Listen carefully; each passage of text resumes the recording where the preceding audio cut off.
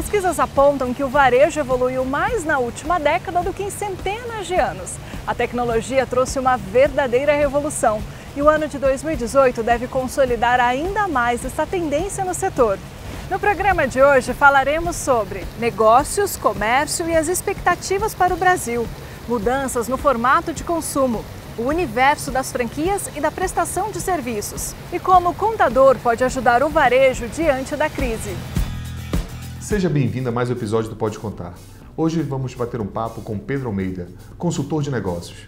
Pedro, seja muito bem-vindo ao nosso programa e obrigado por ter aceito o nosso convite. Eu que agradeço, muito obrigado. E aí a gente falando sobre negócios, nesse cenário de crise que o Brasil tem vivido nos últimos anos, o que a gente pode dizer isso em relação ao comércio? Para o comércio é muito ruim, principalmente para redes mais voltadas no varejo, aquele que atende o consumidor de forma direta. Cada vez mais a gente percebeu que esse empresário que precisa desse cliente mais próximo dele, esse cliente de uma hora para outra desapareceu.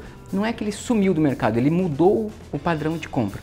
A gente acabou de falar um pouco antes da entrevista, principalmente, por exemplo, as pessoas não deixam de consumir alguma coisa que ela quer, ela apenas muda o formato. Vou dar um exemplo de uma pizzaria. Você deixa de ir com a sua família para a pizzaria, porque o gasto passa a ser exorbitante. No momento de crise que você precisa recuar um pouco os gastos, mas você não deixa de comprar pizza. Então, para alguns negócios, a pizzaria salão teve queda nas vendas, mas quem trabalha apenas no delivery acabou crescendo, porque as pessoas continuam consumindo e precisam daquele produto até para se sentir feliz e trazer uma felicidade para a família. Então hoje está vivendo um momento muito oportuno para você inovar. Então muitos empresários têm pensado em inovar, têm buscado mecanismos e estratégias justamente para encontrar soluções para esse tipo de consumidor. Sem dúvida. E uma das alternativas nós temos hoje a questão das franquias. Quais são os outros exemplos que a gente pode citar? As franquias são um negócio muito interessante. Hoje responde por quase 10% do PIB brasileiro. 70 centavos de todo o real que é gasto no varejo passa pelo caixa registradora de uma franquia. Aí você pode me dizer, nossa, mas eu não consumo a marca X, marca Y, marca Z.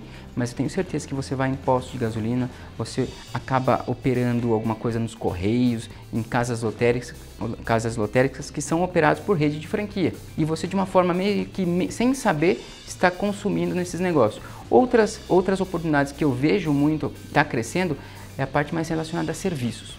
Serviços tanto de pessoas para empresas e de pessoas para pessoas. Vou te dar um exemplo. Recentemente, muita gente começou a procurar faxineiros para trabalhar em casa.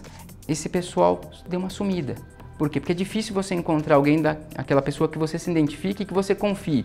Mas quando você contrata uma empresa para fazer essa prestação de serviço para você, você não está mais preocupado com a pessoa que vai cuidar do seu lar, mas sim com a garantia que você vai ter. Você já escapa do problema trabalhista, por quê? Porque você transferiu isso para a empresa, está pagando algo a mais, mas ela tem a responsabilidade de pagar FGTS, INSS para o funcionário dela.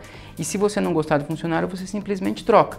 Esse é um dos modelos que recentemente surgiu e essa mão de obra que antes trabalhava de forma informal foi traída por essas empresas. E hoje grande parte estão trabalhando nesses negócios. Esse é um setor inovador e isso está crescendo muito também para cuidadores de criança, cuidadores de idosos. Até redes de franquias já estão concentradas e trabalhando nesse segmento. E com a crise nós observamos que muitos negócios encerraram suas atividades, outras empresas diminuíram consideravelmente seu faturamento, tiveram que diminuir o seu quadro de pessoal, ou seja, toda a sua estrutura, que envolve também, de uma certa maneira, os contadores e advogados, porque muitos empresários chegaram com esse tipo de profissional e falaram, olha, vamos rediscutir os honorários profissionais. Eu estava lhe pagando o valor X, mas agora não está dando, estou tendo que redimensionar essa minha estrutura. Como é que os nossos colegas, os contadores, os advogados, podem estar contribuindo através de assessoria e consultoria nesse cenário nacional? Essa sua pergunta é muito interessante. Eu vou te dar um exemplo prático do que eu já vi acontecer recentemente. Já vi acontecer pessoas mal assessoradas por familiares que acabaram abrindo um negócio para tentar economizar na parte de contadores ou advogados, abrindo um negócio sem conhecer o regime de tributação mais adequado para aquela atividade. Passaram um ano penando, pagando impostos altíssimos sem necessidade. Isso é na contramão de uma operação bem montada. Então, qual que é a recomendação? A recomendação é que, mesmo que você tenha que reduzir os seus honorários, manter um quadro, manter aquela quantidade de pessoas para atender aqueles clientes, tentar renegociar uma outra forma de remuneração, mesmo que seja de uma forma indireta, vou te conseguir crédito de impostos, alguma coisa nesse sentido. Um outro formato que eu vi e está acontecendo muito latente no país são franquias e também negócios online de contabilidade, do qual você contrata um contador de forma online. Eu não gosto muito desse modelo, mas isso vem crescendo e o custo é muito baixo.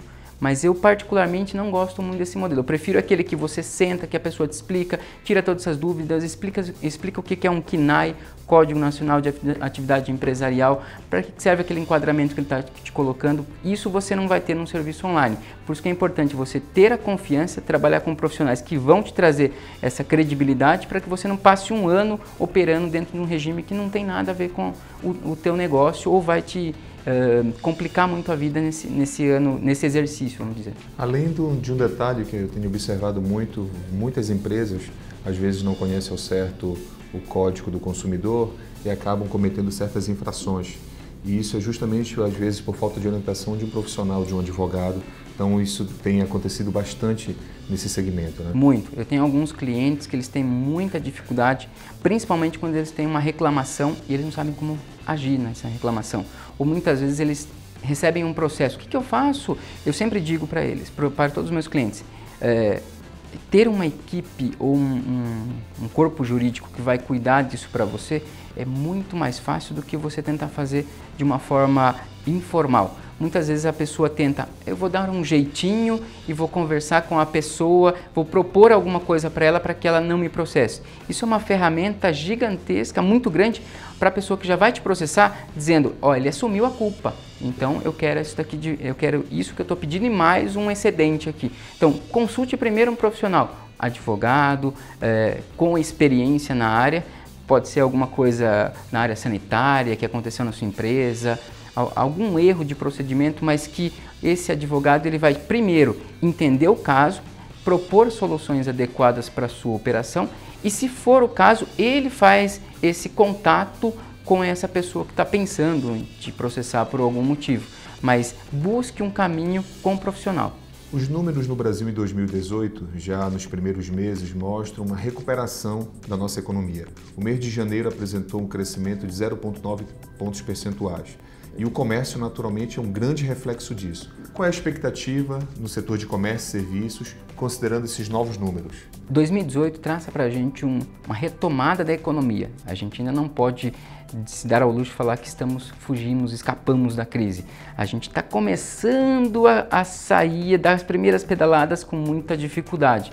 Mas é importante que a gente já tenha um cenário mais otimista, olhando um pouquinho para o horizonte e enxergando aquela luz, que é o que está acontecendo agora. As pessoas estão tirando recursos que estavam parados e colocando e aplicando na empresa. Isso é muito importante, porque gera emprego. Gerando emprego, você faz a economia rodar. E com essa economia rodando, os negócios acontecem de forma mais rápida.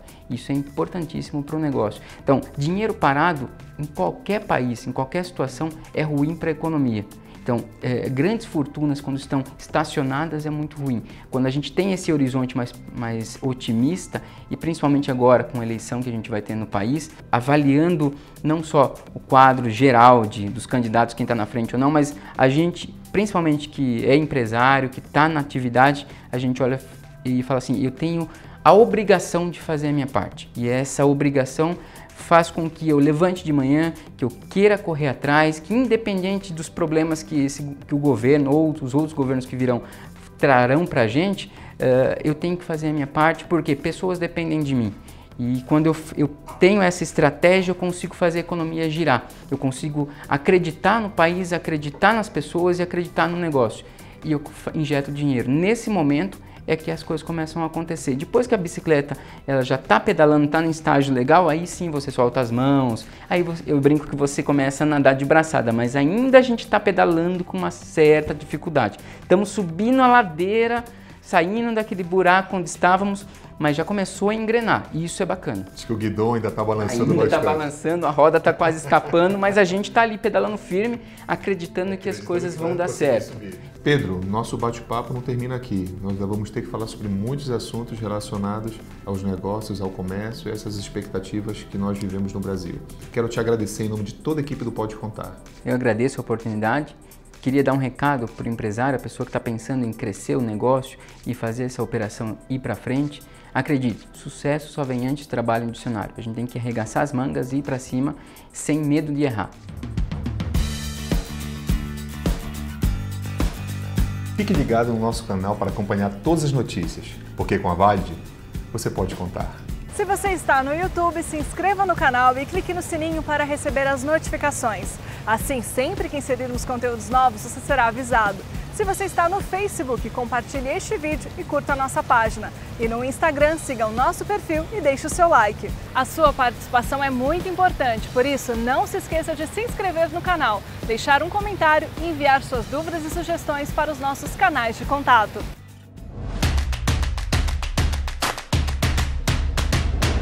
Clique Valide e pronto!